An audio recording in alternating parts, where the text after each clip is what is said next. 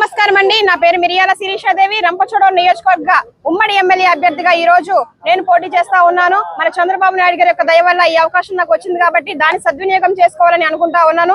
దానిలో భాగంగా 11 మండలాలు కలిగినటువంటి మన రంపచోడవరం నియోజకవర్గంలో ఈ రోజు ప్రచారం నిమిత్తం ప్రతిరోజు కూడా ప్రతి మండలం తిరుగుతా ఉన్నాం. ప్రతి మండలంలో కూడా విశేషమైనటువంటి స్పందన ప్రజల నుంచి వస్తా ఉంది.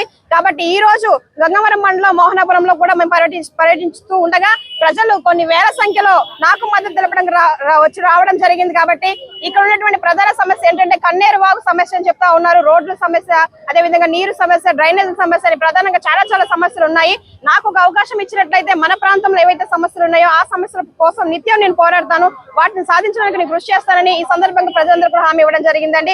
ఇక పోతుంటే రేపు రాబోయే ఎన్నికల్లో ఖచ్చితంగా మన తెలుగుదేశం జెండా ఖచ్చితంగా రంపచోడవరం నియోజకవర్గంలో ఎగురబోతా ఉంది. కాబట్టి మేము రాష్ట్రంలాగా చంద్రబాబు నాయుడు గారు గెలవడం ఖాయం. అదే విధంగా రంపచోడవరం నియోజకవర్గంలో ఉమ్మడి ఎమ్మెల్యే అభ్యర్థిగా శిరీషాదేవి అయినటువంటి నేను, ఎంపీ గారు కొత్తపల్లి గీత గారు అయినటువంటి ఆమె కూడా ఖచ్చితంగా గెలవబోతా ఉన్నాం. కాబట్టి దీనిపై మేము ధీమా వ్యక్తం చేస్తా ఉన్నాం.